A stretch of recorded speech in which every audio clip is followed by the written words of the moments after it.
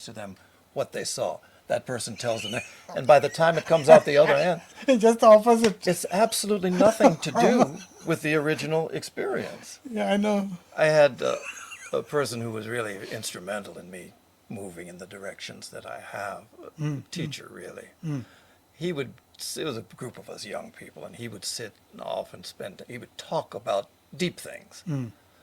And from time to time, he'd break off his conversation and he'd look to one or the other of us and say, you understand what I'm saying? And, he looked at me and I listened very closely when he spoke. And he said, so Tim, you understand what I'm saying? And I said, oh yeah. We called him the old man. Yes, old man, I got Yeah, it. he's there in the book. And he says, no, you don't.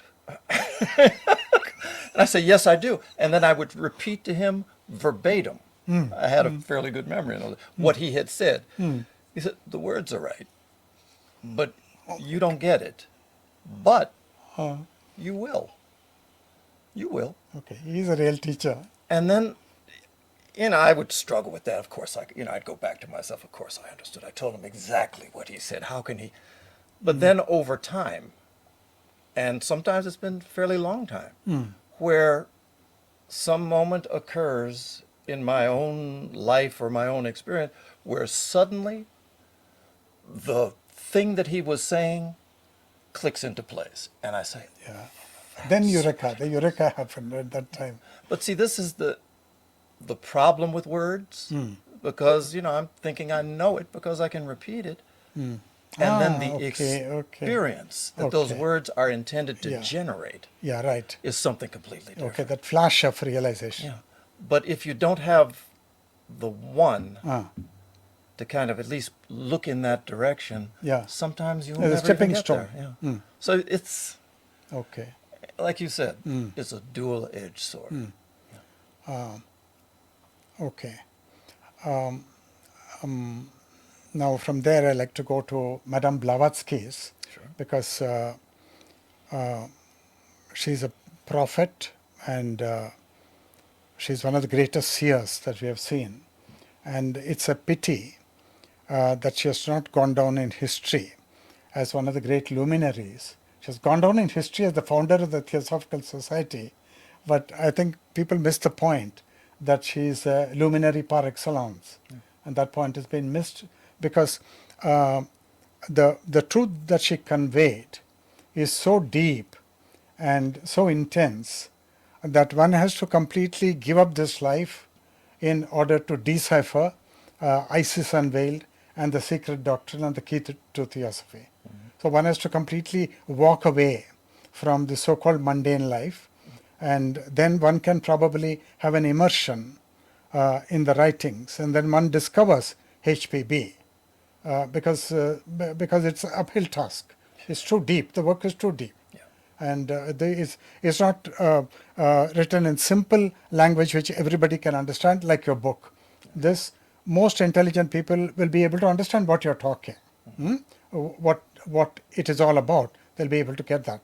But I think Madame Blavatsky's is too erudite, and it is too philosophically sophisticated in terms of religious concepts and religious ideas, that one is not able to make much headway. So, having said that, I want to come to Senzar, what she postulates as a meta-language, as a hyper-language, and as an archetypal language, way beyond words.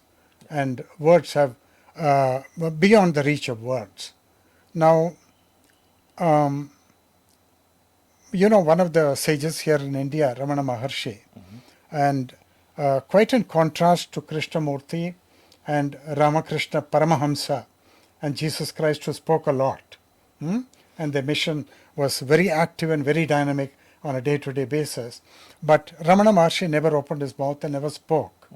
That's what the world believes.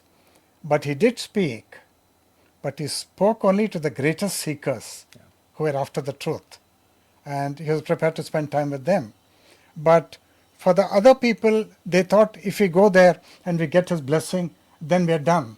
Right. It's Then good enough. all we want to do is go and touch Right. his feet and get his blessings. And now you get a selfie with him, and it's done. you, you can you say go and put it in your home, Yeah. in the puja room or wherever it is. Yeah. And now he is a person who does not speak because, as we discussed, the truth is intangible, the truth is ineffable, and the truth is beyond the capturing attempts of the mind. Now, then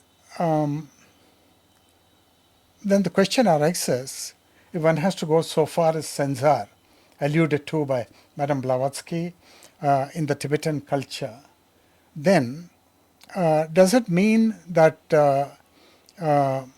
one has to go on the path of self-abnegation and renunciation and go away to a monastery? I don't find it wrong. No, I'm not a critic of monasteries. I have that inclination, very strong inclination myself.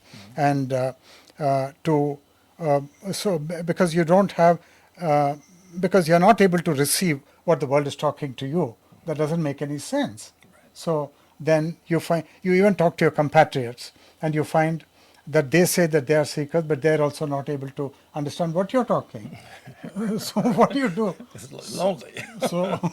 So you go into silence Yeah. Yeah. and you talk only to genuinely noble souls Yeah. who want to talk about the truth. And you think communities, because you've seen the world 100 times and you've spoken to groups of people all over the world in different civilizations, in different religious matrices, have you seen a community of people who are not given to much talking, whose life is very simple, that they may just bake bread and they may have a few cows to get milk or whatever it is, but who are almost touching Senzar? Have you met communities like that? Probably that's the rare community, but I have had occasion to be around people who were community of people who were in that direction. I remember, oh, this has been some years ago.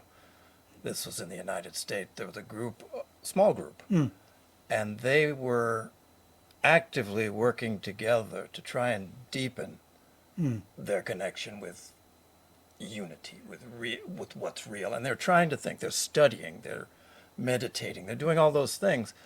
But then they came together and they said, well, what can we actually do as an expression in this manifested world?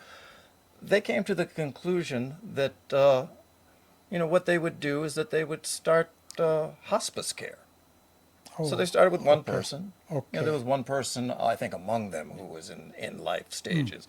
And they started to care for that person. And then they expanded. Somehow they found that through this end of life care, it was a focus that exceeded, sitting and following the breath. Yeah. It was something that connected them with the very spirit of life.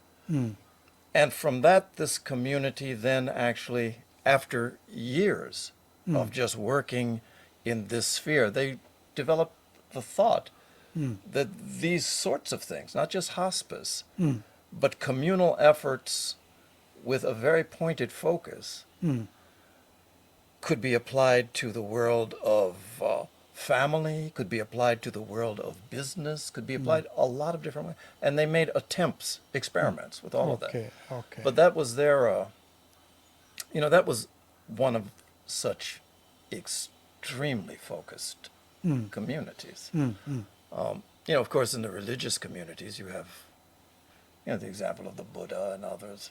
And actually, the Buddha's message, when we're talking about words and our just grasping and dependence on verbal expression, one of his great teachings, you have the whole system of Chuan in Japan, in China, that became Zen in Japan.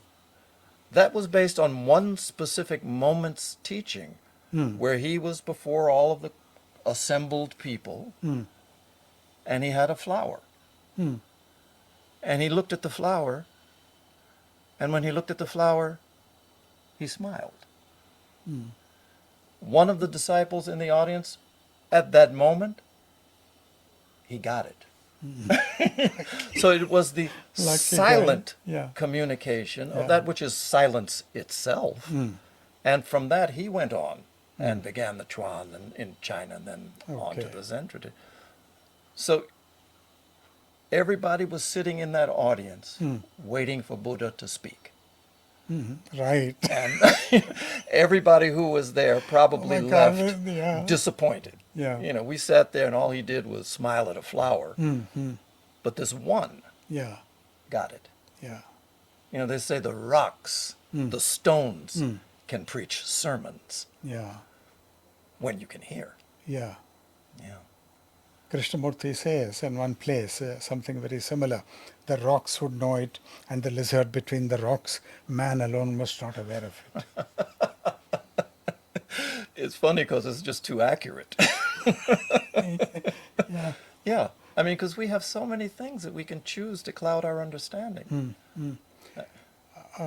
Okay, coming back to this community, Tim sir, what you're alluding to, you see, Madame Blavatsky gave the golden triangle, which is a great thing in itself. It is study, service, and meditation, because that creates an extraordinary balance between dhyan and the inner meditation, and the service, you sacrificing yourself for the good of all, because the divine is in all. So that meditation, service, and then what is the other thing in the triangle? Study, Study.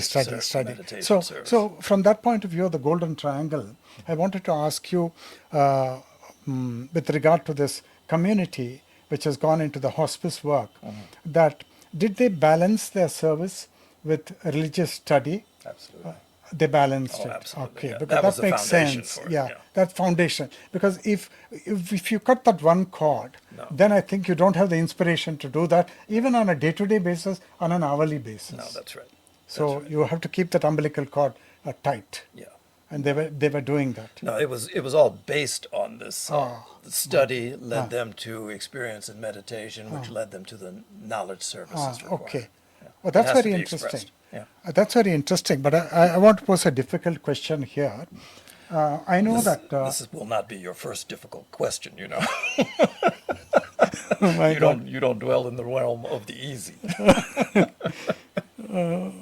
I find that the natural and sensible, if one is to be truthful and one is to revere this very short life, because it's a gift and we can't fritter it away. We have to take it very seriously. What was I going to ask? I was going The to. difficult question. Yeah. You see, Krishna says in the Gita that you have to become this Sthita Prajna. Sthita Prajna means exactly on the verge of wisdom. That is, you are on the verge of wisdom, on the precipice of wisdom, but the divine alone is not known to you. But that is excusable because the divine cannot be known. It's in the realm of the unknowable. So, but you got that silence. You are still in the silent waters on a day-to-day basis. You are not a man of the world anymore. And your intelligence, because it has been kindled by the stillness, that intelligence is bright and aflame. It's not flickering. So such a person is called a Sthita Prajna. And from my own example, I found that if there is a Sthita Prajna, which means he has become innocent, now the guy is not fit to go into the world, because out there in the marketplace of the world, there is only duality, and there is everybody is waging an extremely subtle warfare between the self and the other, and either I make mincemeat of you or you make mincemeat of me. Right. That's what happens. Dog eat dog, they describe. Yeah. Yeah. Dog fights are going on. And so if you have this group of innocent people, either a loner, either an individual who is just come out from an eggshell, just hatched eggshell, he's innocent. And he got it, he is in stillness, He's very silent. Now he's unfit to go into the world. Now, I got the insight that it is not right for these innocent people to be dispatched into the marketplace of the world, but you've got to teach them the very bitter and very hard medicine, hard teaching of the Arthashastra, which is all about duality, that I'm better than you, you're better than me, and I'll beat you out, you beat me. Because the world is that. You're on that terrain. You're not in the terrain of innocence. Innocence is what is here inside. But out there in the world, people may be jealous of you that you got that Sthitaprajna thing. And so that's one question. So should one teach, like you almost touched it on the verge of wisdom when you invoked the art of war. The art of war, because the art of war seems to have 2 chapters, or part 1, part 2, and part 2 is actually about physical war and how to negotiate and navigate in those violent waters, and part 1 is on a very, very subtle plane within consciousness. And now, do you think we should teach these innocent babes who got it and who got the essence of truth and who are in the stillness, and if they have some skill set, let's say they're gifted people, they're a mathematician or a musician, then earning bread is no problem. But suppose they don't have a skill set, then do you think that you can just allow them to be gobbled by the wolves in the wilderness? Or should one take care of them? Should one protect them like you protect a handicapped person? What is your view on that? Well, I mean, I think anyone who has the experience of parenting, basically, this is the experience. Yeah, you right, have yeah. someone who comes completely innocent of Yeah, the right. ways of this world, Ways of this world. whatever their past life experiences may be at this moment. It's a new indoctrination, and so anyone who plays that role, you know, creates the protective shield around, but then also, points and allows their attention to draw them in different ways that you then you filter it in a way because you don't want somebody to be completely bathed in the horrors of war that's Yeah, going right. on all around. Yeah, right, And yeah. that war is in the business place. It's everywhere. So that's kind of a role that we play. But you referred to the Gita, and the message of the Gita is the divine consciousness in conversation with a warrior, Right. a warrior prince. He's not a Yeah. king yet. Yeah, not a king yet. Yeah, of course. He's the Skilled one, warrior. but he's the one who is on the verge. Yeah. And because he's at that verge of this entrance into wisdom, this conversation can take place. It would have been up to him to say no or to say yes, but Krishna didn't see wrongly. It was something that was very clear. So the teaching is geared toward the student in many ways. Okay. You give them all the highest teaching.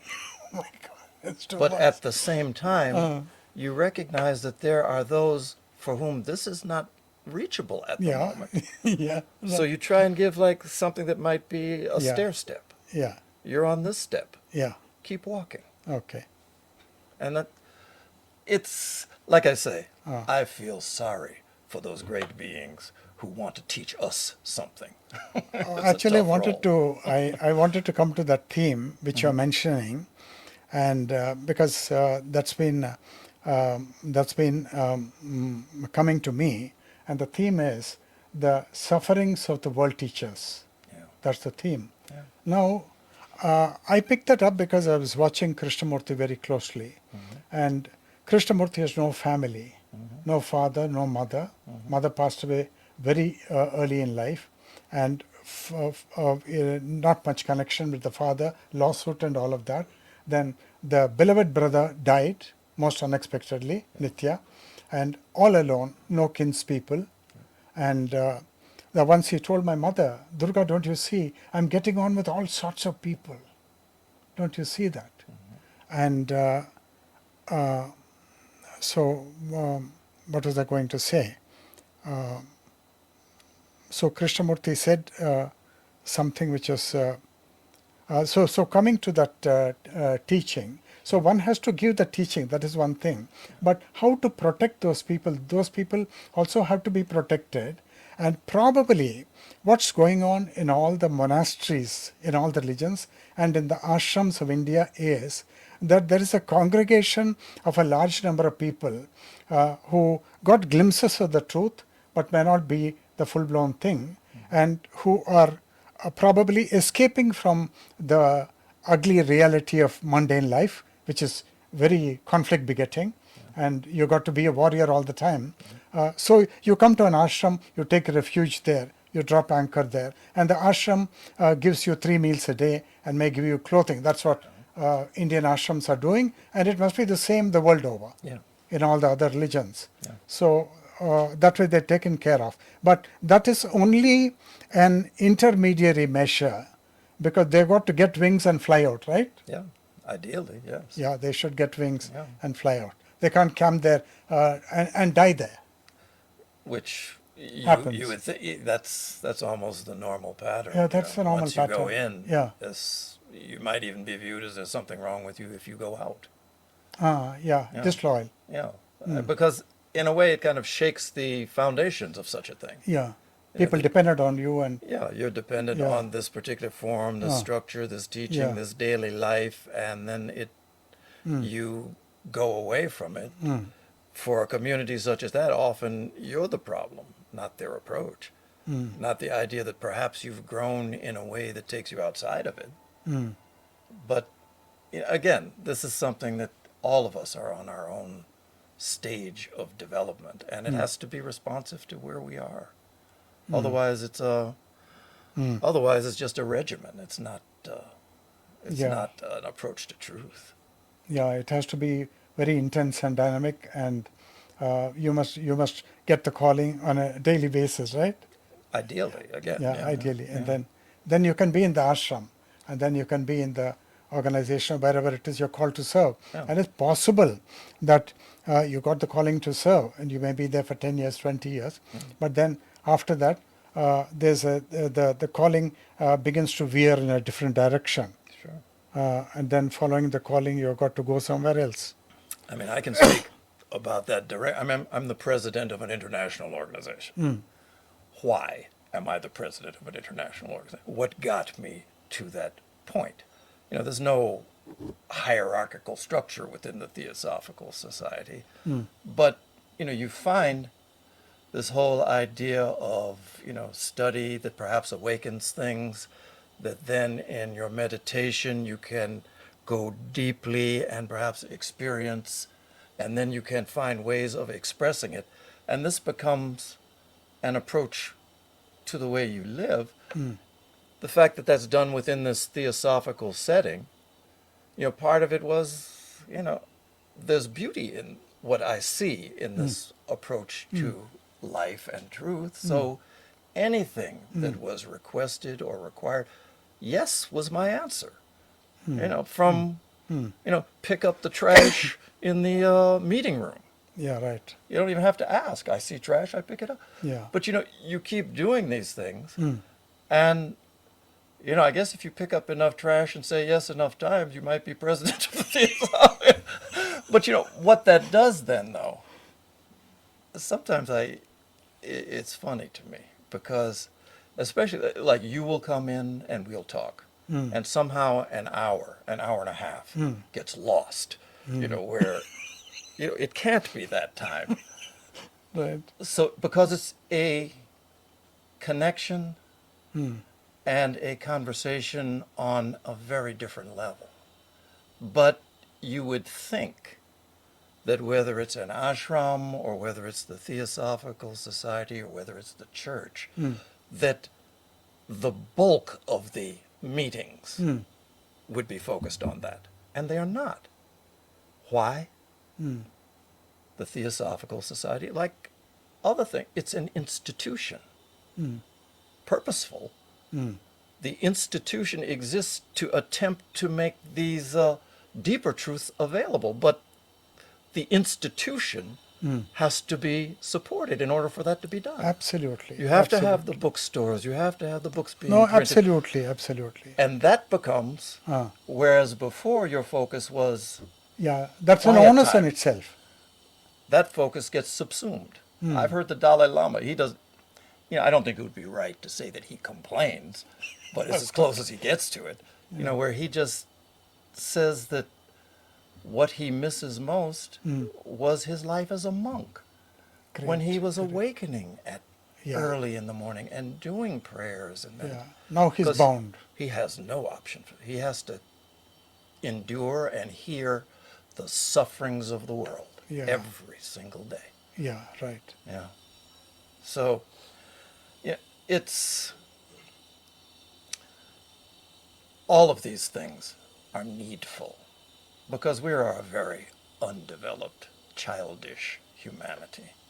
So just like anyone who has 2 or 3 kids, each of them has different needs. And so you just try and these religions and organizations come into being to assist with that, I believe. Yeah. So Tim sir, just one thing I want to go back. It's about the economic survival of spiritual people.